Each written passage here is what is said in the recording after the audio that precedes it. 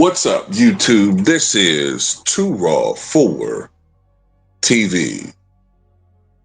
All right, so before I get into this video, I want to give a shout out to the brother Zach Hankins for the donation to the channel via the Cash App. Much respect to him for showing love to Too Raw for TV. While the American mainstream news media over the past couple of weeks have been focused on the protest of Latinos or, illegal immigrants or Latinos protesting in this country for the plight of illegal immigrants now that we're in the Trump regime, as I call it, or they've talked about the war between or the conflict between Israel and Iran and our involvement in this situation. But you probably have not heard about what's been going on in Nigeria. And, we never hear about anything going on in Nigeria, to be honest with you. And that is that there has been one of the most quietest genocides occurring in modern history. Over the past 14 years, over 50,000 Christians in Nigeria have been eliminated. And I don't mean deported. I mean, they've been departed, usually in a brutal manner.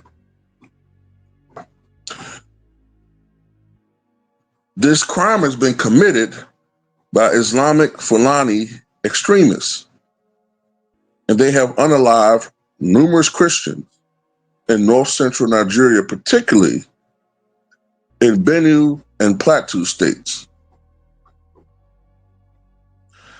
The militants even unalived a Fulani leader who was advocating for peace.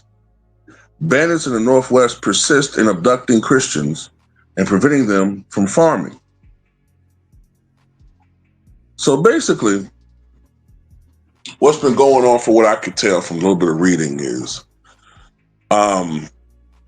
this is both a territorial and ideological war in which Christians are being massacred, okay? Now, in prior years, and this is the only time I've ever heard about it before, it was being described as like a farmer's riot or farmer's conflict. It was not talked about as much as far as what the real true reason for their infliction of crime was, or this infliction of slaughter was. And it was the fact that you have extremists who are targeting Christians. They've even targeted moderate Muslims. As a matter of fact, and these numbers are probably old because they come from late 2023. As I said before, more than 50,000 Nigerian Christians have been slaughtered over the past 14 years, as well as 34,000 moderate Muslims, those who do not advocate violence against others based upon religion. 18,000 Christian churches have been torched, as well as more than 2,200 Christian schools. And they're targeting them in particular in those areas that I mentioned, which is considered the Christian Bible Belt of Nigeria.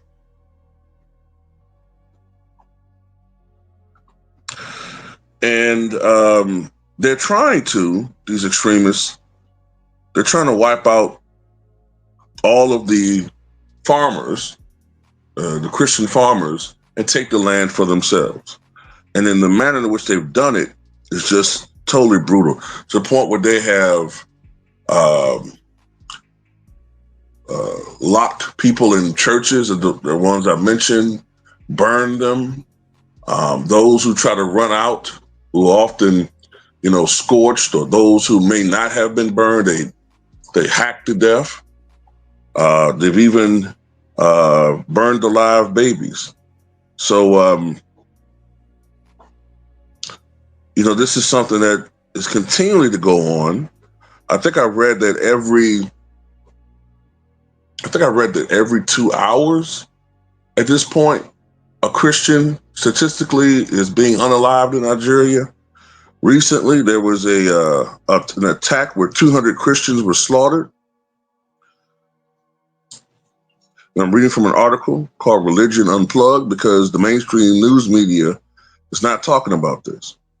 The 500 Christians had already fled terrorism at home and found temporary shelter in storefronts transformed into living quarters in downtown Yelawata. But as they slept overnight, June 13th, men identified as militant Fulani attacked from multiple sides. Shouting Allah Akbar, or God is great, militants commenced an ungodly attack, using fuel to burn the small living quarters, shooting people, and attacking with machetes any who tried to escape. Multiple international religious liberty advocacy groups reported. Within 2 hours, 200 were dead in what Aid to the Church in Need, or ACN, has labeled the worst unaliving spree in the region to date. Ukama Jonathan Agiambi, a local Catholic church, told ACN he survived by dropping to the floor as the gunshots began. He said, quote, "What I saw was truly gruesome. People were slaughtered. Corpses were scattered everywhere. When we heard the shots and saw the militants, we committed our lives to God. This morning, I thank God I am alive."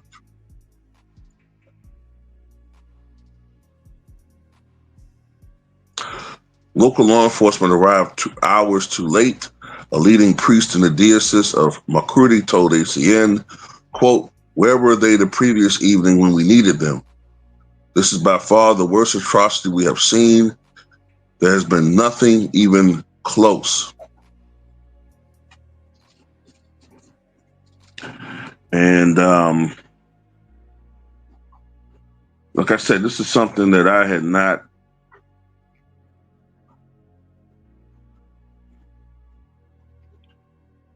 this is something I had not heard of before. I did not know that I know that the region has a history of ethnic cleansing, but I didn't know that this was going on in this grand a scale.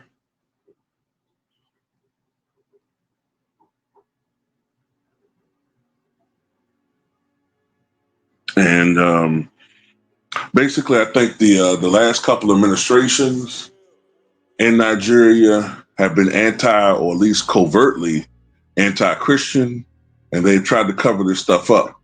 And it's only been in recent years that this is even starting to leak out. So you have to ask yourself, where is the UN on this?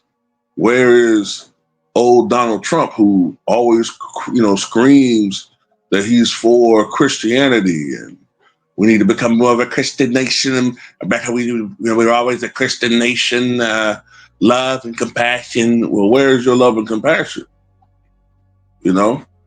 Where are all these Christian conservatives?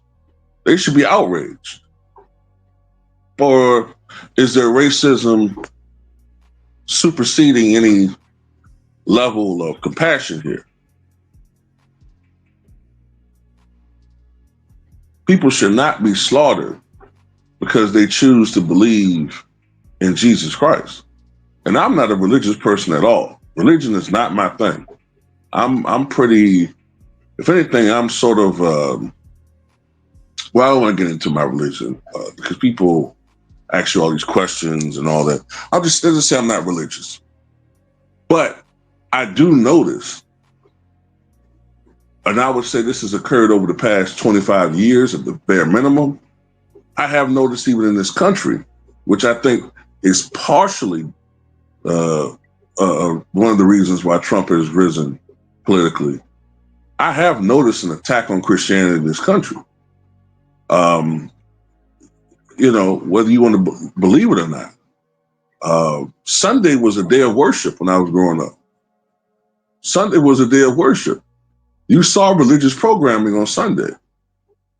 You got to search for it now. You got to really, really search for it.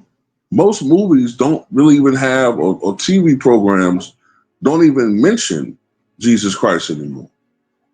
If an athlete just says, "I'd like to thank the Lord Jesus Christ, for giving me the ability to go out here and get this win today," it's censored. They censor it out of television, like they did that quarterback. I think his name is C.J. Stroud.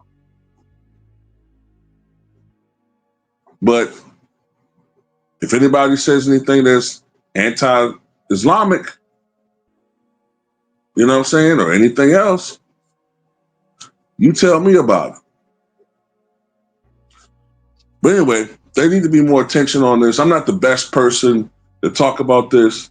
Like I said, I'm not the biggest religion expert, but anybody or any group of people who are being targeted on something like this, these are crimes against humanity. And any regime that turns a blind eye or tries to cover these types of crimes or atrocities should be removed. You want to talk about regime change, then that's something that needs to be done. But you know what? Most people are not going to give a fuck. Let's be honest. They're not going to care. Including some people that are the same color as these people. They're going to make excuses like, well, we got our own problems here.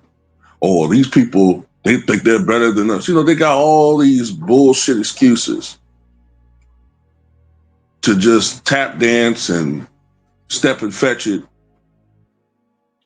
using the facade of I'm pro-black. But in reality, a lot of y'all just have the same thought patterns and same mind frame as your oppressors, your historical oppressors. You just like to cover it up and jazz it up and make it seem like, it's about something else. Just like Godfrey, you know what I'm saying, the comedian. A lot of people don't like him for whatever reason because he's not quote unquote FBA. But Godfrey goes hard in the paint for so-called FBAs and his people more than 90% of motherfuckers out here.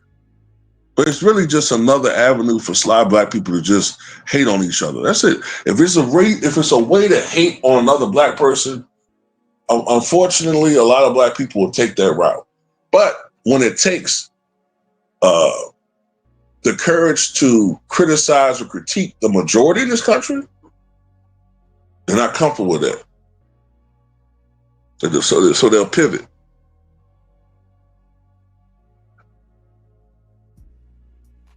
But anyway, that's all I got to say about it.